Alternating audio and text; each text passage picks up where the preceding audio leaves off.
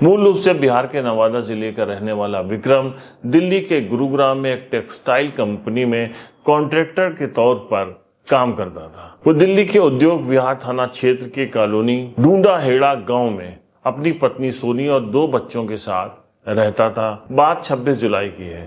वो रोज की तरह अपनी गारमेंट्स कंपनी में काम करने गया। जब देर रात तक वो घर नहीं लौटा तो भतीजे राकेश ने फोन करके कंपनी के लोगों से पूछा कि चाचा कहाँ हैं। तो पता चला कि विक्रम तो सुबह 9 बजे ही वापस चला गया। अब घर वाले परेशान होते हैं और विक्रम की तलाश शुरू होती है, मगर उसका कहीं कुछ भी पता नहीं चलता। 3 दिन बीत जाते हैं। 28 जुलाई को पत्नी सोनी उद्योग विहार थाने में गुमशुदगी की रिपोर्ट दर्ज कराती।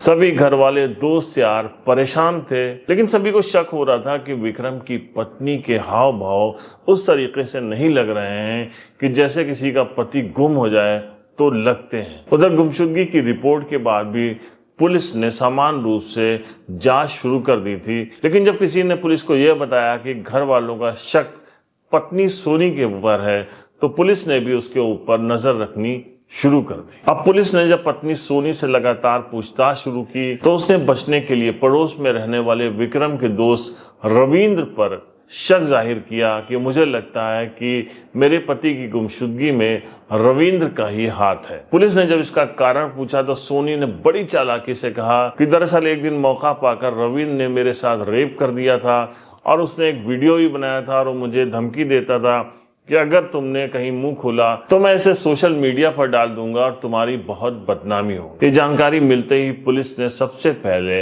रविंद्र को उठाया और उससे सख्ती से पूछताछ शुरू की। पुलिस की सख्ती और पुलिस की रात में खातिरदारी के आगे रविंद्र बहुत देर तक टिक नहीं सका और उसने पूरे रात से पर्दा उठा दिया, जो बहुत चौंकाने वाला था। एसएचओ बलराज सिंह का कहना है कि जब इस मामले की पूरी जांच की गई तो पता चला कि रविंद्र ने रेप नहीं किया था, बल्कि उसका विक्रम की पत्नी सोनी से इश्क चल रहा था। इश्क इस कदर परवान चढ़ चुका था कि दोनों विक्रम के एब्सेंस में लगातार मिलते थे और अय्याशियां करते थे। एक दिन विक्रम की बेटी ने माँ के फोन में आपत्तिजनक वीडियोस देख लिए तो उसने कहा कि मैं पापा को सब कुछ बता दूंगी। अब इन दोनों के दिल में डर पैदा हो गया कि अगर कहीं बेटी ने सब कुछ बता दिया तो हम लोगों का मिलना जुलना खत्म हो जाएगा, तो क्यों ना विक्रम को रास्ते से ही हटा दिया जाए। सोनी और रविंद्र हत्या और हत्या से बचने के अलग अलग तरीके देखने लगे। इसके लिए उन्होंने क्राइम पेट्रोल के बहुत सारे एपिसोड देखे और अंत में फैसला किया कि दृश्यम पिक्चर की तरह वो विक्रम की हत्या करेंगे और उसके बाद उसके शव को गड्ढे में दफना देंगे। बात 26 जुलाई की है। रविंद्र ने विक्रम को धोखे से फोन करके बुलवाया और एक जगह ले जाकर अपने साथियों के साथ उसका किडनैप कर लिया। रविंद्र ने पहले अपने दोस्त मनीष, फरियाद और एक अन्य के साथ मिलकर रस्सी से विक्रम का पहले गला घोट दिया। उसके बाद उसको ये लोग एविल सोसाइटी के मोहम्मदपुर गांव लेकर पहुंचे। यहाँ रविंद्र का चाचा संतरपाल मिला। संतरपाल ने रविंद्र को बचपन से ही गोद लिया था। रविंद्र ने अपने चाचा को पूरी बात बता रखी और उससे कहा था कि मैं बहुत जल्दी विक्रम की हत्या करूंगा और यहाँ पर शव लेकर आऊंगा, तुम गड्ढे को पहले से खोद के रखना।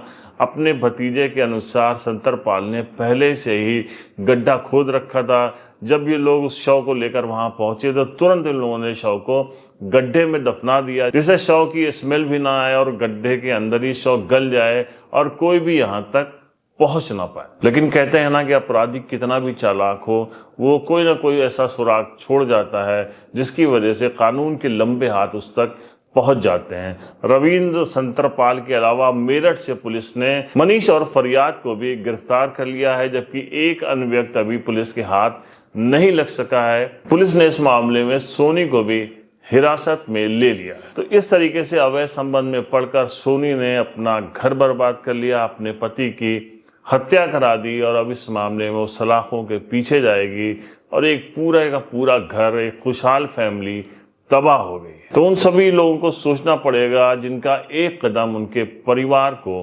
बर्बाद कर देता है। मैं हूं परवेज अहमद, आप देख रहे थे हमारा खास कार्यक्रम अपराध 24। मिलते हैं नेक्स्ट एपिसोड में एक नई क्राइम स्टोरी के साथ। तब तक के लिए जय हिंद।